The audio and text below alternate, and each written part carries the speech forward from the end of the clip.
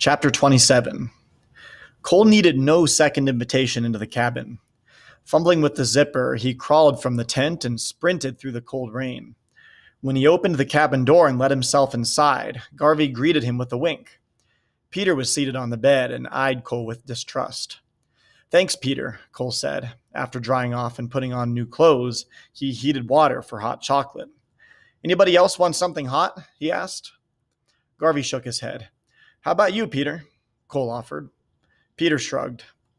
When the water came to a boil, Cole made up 2 cups of hot chocolate and handed one to Peter, who took it hesitantly. "Why haven't we seen the spirit bear yet?" Peter said. Cole sat down at the table. "We will." He blew at his steaming drink.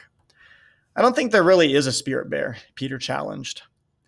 "I didn't think so either when I first came here," Cole said. "Even after I saw it, I thought I had just imagined it." He pulled up his sleeve to show the long scars from the mauling, but this wasn't my imagination. "That could have been from any bear," Peter asked. Garvey stood and stretched. "I'm hitting the sack," he pointed over by the door. "Cole, you sleep there, and Peter, you sleep in the bed." He handed Cole a rolled up piece of foam. "Here, it beats the hard floor. Use one of my blankets tonight. Tomorrow we'll dry out your sleeping bag." "Thanks," said Cole. Garvey stretched out his own foam pad and positioned himself between Cole and Peter. "Whoever stokes the fire during the night gets an extra pancake in the morning," he said. "I'll do it," Cole said. He didn't mind if he had to stoke the fire for the next month. It felt so good just to be warm and dry again. As Garvey blew out the lantern, Cole pulled the blanket over himself and lay back on the foam mattress. "This sure beat a leaky tent." He glanced over into the dark toward Peter. "Thanks for letting me sleep inside," he said. "Doesn't mean we're friends," Peter grunted. In the days that followed, whenever Garvey left the cabin or walked to the stream alone, Peter took the opportunity to get back at Cole in some way. Twice he walked in his muddy boots across Cole's sleeping bag. Every time he passed by the hooks where they hung jackets to dry, he knocked Cole's jacket on the floor. At night, when he went out to go to the bathroom, he left the door standing wide open. Returning, he did the same. Cole slept the closest to the icy air and had to get up to close the door to keep from freezing. The final straw came when Cole returned from a walk alone around the bay. He found the bear carving on his totem destroyed. Someone had taken the hatchet and hacked the carving completely away. A familiar rage burned inside Cole. He confronted Peter in the cabin. "Why did you wreck my bear carving?" He tried to keep his voice calm. Peter shrugged. "You never really saw a spirit bear. Besides, what are you going to do to me? Beat me up again?" "No, I'm not going to beat you up, but can't you leave me alone?" "I suppose you've never done anything to me," Peter said bluntly. Garvey listened quietly. Cole had a sudden idea. "I know where there's another big log around the point that could make a good totem. If you want, we could drag it here for you to make your own totem." "Why would I want to do that?" "When you carve, it gives you time to think." "I don't need time to think. I need you out of my face.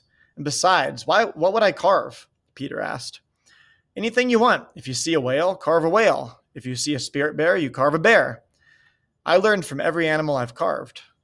"There is no spirit bear," Peter challenged again. "It was just a regular black bear that hurt you, probably an ugly one." Cole ignored the comment. "I'll help you drag in a carving log if you want." Peter shrugged indifferently, but after lunch, he followed Cole and Garvey down the shore to see the log. Cole carried a rope. With the 3 of them working, they floated the log back along the shoreline. By dark, they had maneuvered it up beside the cabin next to Cole's totem. "So what should I carve first?" asked Peter. "Whatever you want. What was the last animal you saw?" asked Cole. "I saw a mouse in the cabin this morning." Cole smiled. "Then tonight we'll dance the mouse dance, and tomorrow you can carve a mouse." "I'm not going to dance a dumb mouse dance," Peter said, his voice thick with sarcasm. "Every animal has something to teach us," Cole said. When Peter didn't answer, Cole motioned toward the trees. "Let's collect the firewood for the dance." "You collect wood," Peter said, heading for the cabin. "It was your idea." "I'll help you," Garvey said. Cole nodded. "I'll start the fire now so we can have good coals for cooking supper." Peter disappeared inside the cabin, refusing to come out until supper was ready. Then he sat out away from the fire as he sipped soup and ate one of the baked potatoes that Cole had wrapped in aluminum foil and cooked in the embers. After eating, Cole added more wood to the fire. He waited until flames licked high into the night air, then stood and approached the fire. "I'll dance first," he announced. Slowly, he moved around the fire, pretending to sniff about like a mouse. Suddenly, he scampered away from the fire as if frightened, then came back again, sniffing. Finally, he pretended to eat a full meal. When he finished, he sat down. "My mouse dance taught me that a mouse is persistent and bold," he said. "Mice are survivors that can make the best of wherever they are or whatever they have." Garvey nodded. "That's a good lesson. Now it's my turn."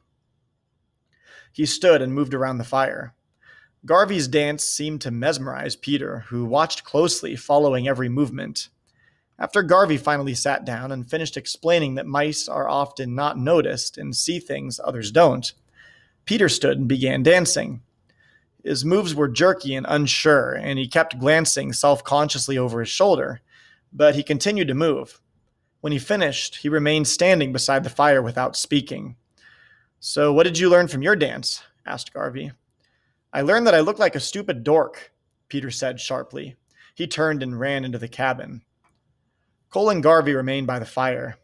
"He's never going to forgive me," Cole said. Garvey shrugged. "Think about how much your arm and hip still hurt. Wounds of the spirit heal even slower." Cole thought about Garvey's words long after they went to bed. The next morning, he went out and began carving a mouse into his log instead of going to the pond. He didn't have the heart to carve another bear where Peter had destroyed the first one. The bear carving had taken nearly a week to finish. Reluctantly, Peter came out and began carving at his own log. By late afternoon, both boys had carved mice into their logs. Cole couldn't believe how real Peter's carving looked. "That's unbelievable," he said. "Where did you learn to carve?" "I think my mouse looks better than yours," said Peter. "It does," said Cole, "but carving a totem isn't competition. Saying your carving is better is like saying your feelings are better." Peter smirked. "Mine are." He turned to Cole. "Did you really see a spirit bear?" Cole nodded and told how he had pulled a handful of white hair from the bear that mauled him and thrown it away. "The only reason I always had to prove things was because I knew I was a liar," he said.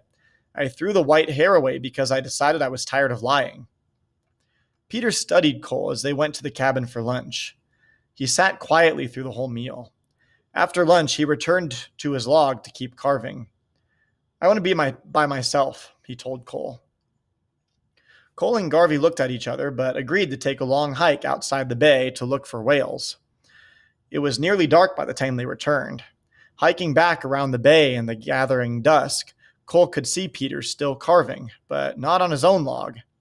"That jerk," Cole said. "He's messing with my totem again. Hey!" he screamed, breaking into a run. "What are you doing?" Peter stepped back from the log as Cole came running up. Cole stared down, dumbfounded. In the same spot where the bear carving had been destroyed, Peter had almost completely another bear. The new carving was so real, the bear looked as if it were stepping out of the log. "That's incredible," Cole exclaimed. "Hope you didn't mind," Peter said. "Could you teach me how to carve like that?" Cole asked. Peter shrugged. "Depends on if you want to learn." He turned away and headed into the cabin.